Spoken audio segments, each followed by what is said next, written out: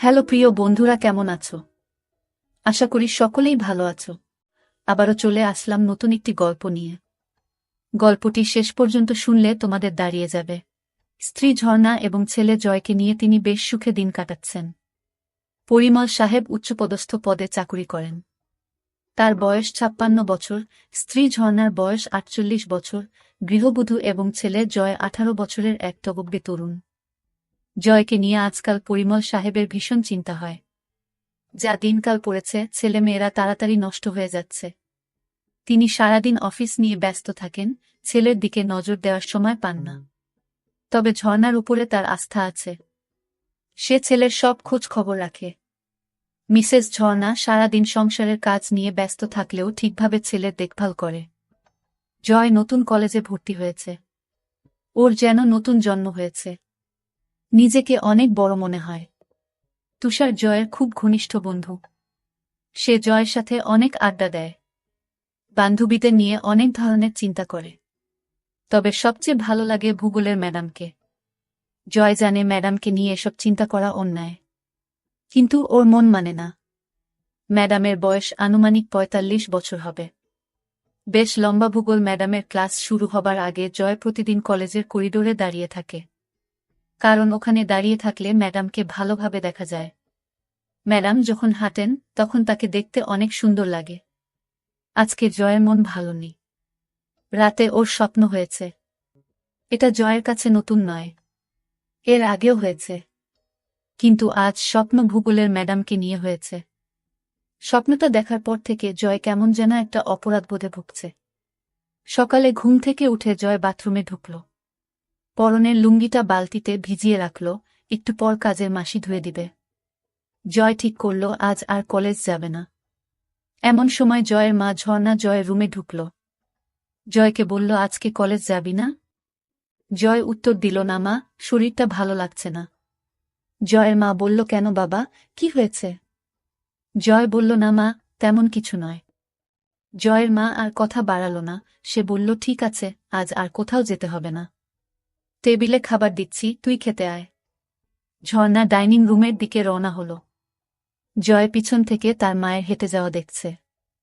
হঠাৎ ওর মাথা ঘুরে উঠল। শরীরটা ঝিমঝিম করতে লাগল। অবাক চোখে জয় দেখল ওর মাকে। মাথার মধ্যে আবোলতাবোল চিন্তা জেঁকে বসল জয়ের। পরক্ষণেই মনে হল, ও এসব কি ভাবছে? ছিছি, নিজের মাকে নিয়ে কেউ কখনো এ ধরনের চিন্তা করে? জয় মুখ ধুয়ে রুম থেকে বের হল। তুষারকে ফোন করল। হ্যালো, আন্টি তুষার আছে? ওপাশ থেকে বলল, কে? জয় নাকি? জয় বলল, হ্যাঁ আন্টি, আমি জয়। একটু ধরো বাবা, ডেকে দিচ্ছি। একটু পর তুষার ফোন ধরল। কি রে জয়, কি খবর? তুষার, আজকে কলেজ যাব না। শরীর ভালো নেই। কলেজ ফাঁকি দিচ্ছিস কেন? চল না। জয় একবার ঠিক করল কলেজ যাবে। পর মুহূর্তেই ঝর্ণা তার চোখের সামনে ভেসে উঠল। না রে, তুই যা। আমি আজকে আর যাব না। ফোন রেখে জয় খাবার খেতে বসল। যতই চেষ্টা করছে মার ব্যাপারটা মন থেকে মুছে ফেলতে, ততই যেন আরও বেশি করে চোখের সামনে ভেসে উঠছে। জয় ঝর্ণাকে কিছু বুঝতে দিল না। ঝর্ণাও টের পেল না যে সকাল থেকে তার ছেলে ড্যাব ড্যাব করে তাকে দেখছে। ধীরে ধীরে ঝর্ণার চিন্তা জয়কে গ্রাস করল। দুপুরের দিকে জয় টের পেল, আজ সারাদিন শুধু মাকে নিয়েই চিন্তা করেছে। এর মধ্যে মায়ের সাথে ১ ঘন্টার মতো গল্প করেছে। কথা বলতে বলতে সে চোরা চোখে মার উপর নিচ ভালো করে দেখে নিয়েছে। জয় ভাবছে, ৪৮ বছর বয়সেও মা কত সুন্দর। মা বেশ লম্বা চওড়া মহিলা, ৫ ফুট ৪ ইঞ্চি লম্বা। একটা ব্যাপার জয়কে পাগল করে তুলেছিল। জয় নিজের রুমে শুয়ে মার কথা ভাবছে। যতই ভাবছে তত মার প্রতি এক তীব্র আকর্ষণে পাগল হয়ে উঠছে। মার গলা শুনে জয়ের চিন্তার জাল ছিন্ন হল। জয়, এই জয়। হ্যাঁ মা, বলো। আমি স্নান করতে গেলাম। কেউ এলে দরজা খুলে দিস। ঠিক আছে। হঠাৎ জয়ের মাথায় একটা দুষ্টু বুদ্ধি চাপল। স্নান করা অবস্থায় দেখলে কেমন হয়? কিভাবে দেখবে ভেবে পাচ্ছে না। হঠাৎ ওর মনে পড়ল, ওরা যখন এই বাসায় প্রথম আসে তখন মার রুমের বাথরুমে ফলস ছাদে পুরানো মালপত্র রেখেছিল। তখনই খেয়াল করেছিল ছাদে 2 ইঞ্চি একটা ছিদ্র আছে। শুধু তাই নয়, ওই বাথরুমের ছাদে তার রুমের বাথরুমের ছাদ থেকেও যাওয়া যায়। জয় এক লাফে ওর বাথরুমের ছাদে উঠে মার বাথরুমের ছাদে গেল। ছাদে একটা কাগজের কার্টুন বিছানো রয়েছে। জয়ের বুক টিপটিপ করছে, হাত কাঁপছে। কার্টুনটা সরালেই মাকে দেখতে পাবে। আস্তে আস্তে কার্টুন সরিয়ে ছিদ্র দিয়ে ভিতরে চোখ রাখল। মা এখনো বাথরুমে ঢুকেনি। জয় আর উত্তেজনা ধরে রাখতে পারছে না। ছাদে বসে মার অপেক্ষা করতে লাগল। কয়েক মিনিট পর মিসেস ঝর্ণা বাথরুমে ঢুকল। জয় নিঃশ্বাস বন্ধ করে দেখতে লাগল। ঝর্ণা টুথব্রাশে পেস্ট লাগিয়ে আয়নার সামনে দাঁড়িয়ে দাঁত ব্রাশ করতে লাগল। ঝর্ণা এবার শাওয়ারের নিচে দাঁড়িয়ে স্নান করতে লাগল। জয় বুঝতে পারল মা আর বেশিক্ষণ বাথরুমে থাকবে না। জয় হাতের কাজ শুরু করে দিল। 2 মিনিটের মাথায় জয়ের কাজ শেষ হয়ে গেল। ঝর্ণা বাথরুম থেকে বের হল, জয়ও নিচে নামল। দুপুরে মা ছেলে একসাথে খেতে বসল। খাওয়ার পর জয় নিজের রুমে শুয়ে একটা বই পড়তে লাগল। বইতে মা ও ছেলের অনেক গল্প আছে। সে মজা করে গল্পগুলো পড়তে লাগল। ঘণ্টা খানেক পর জয় শুনতে পেল মার ঘরে ফোন বাজছে। ঝর্ণা ফোনে কথা জয়কে ডাকল। জয়, ঘুমাচ্ছিস নাকি? না মা, বলো।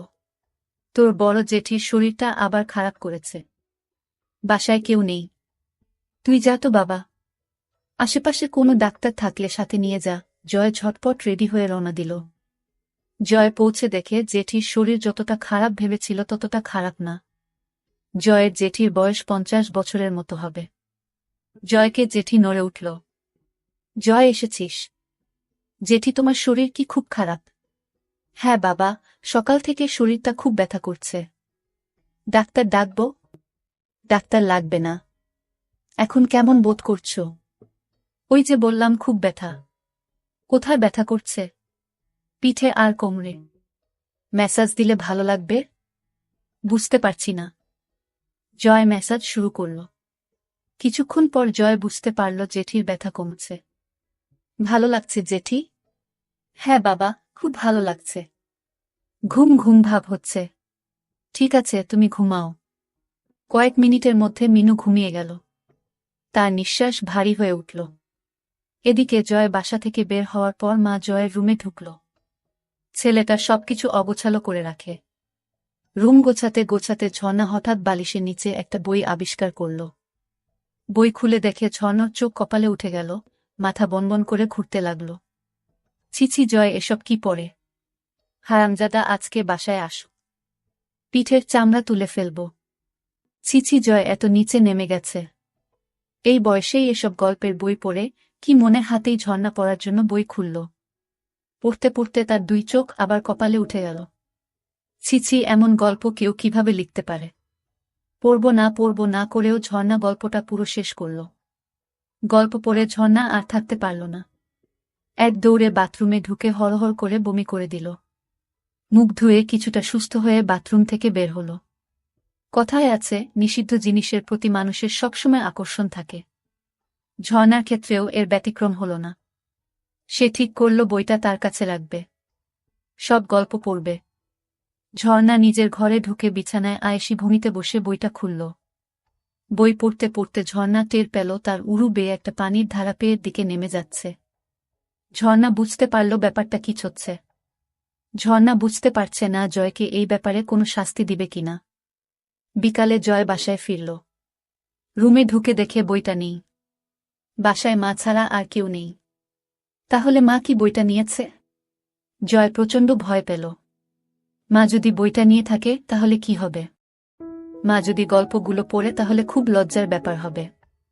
সন্ধ্যার দিকে জয়ের সাথে ঝর্ণার দেখা হল। কি রে, তোর জেঠির অবস্থা কেমন?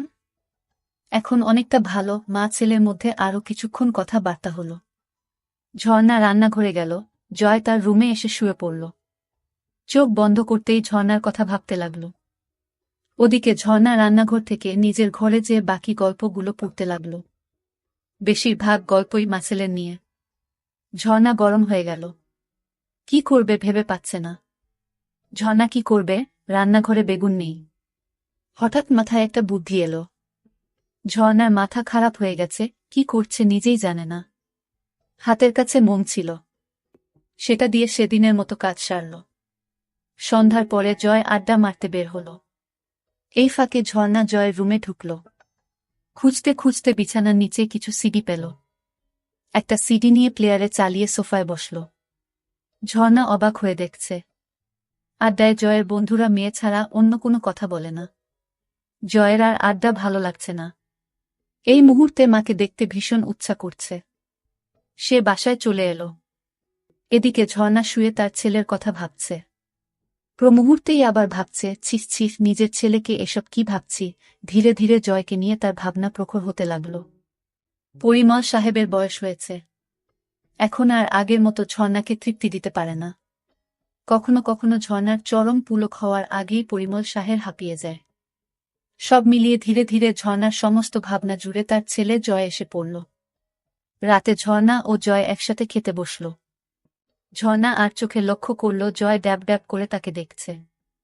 মাঝরাতে জয়ের ঘুম ভেঙে গেল। এদিকে সারা রাত ধরে ঝর্ণা ঘুমাতে পারেনি। যখনই চোখ বন্ধ করে তখনই জয়ের চেহারা ভেসে ওঠে। ঝর্ণা বুঝতে পারছে না কি করবে। একদিকে ছেলের প্রতি নিষিদ্ধ টান, আরেকদিকে মা ছেলের সম্পর্ক। স্বামী তাকে যথেষ্ট ভালোবাসলেও তাকে সুখ দিতে পারে না। অবশেষে ঝর্ণা সিদ্ধান্ত নিল কাল দিনে জয়কে বাজিয়ে দেখবে। সে জয়ের মা। জয়ের মনে কিছু থাকলে ভয়ে সে সেটা প্রকাশ করবে না। প্রথম সুযোগ তাকেই দিতে হবে।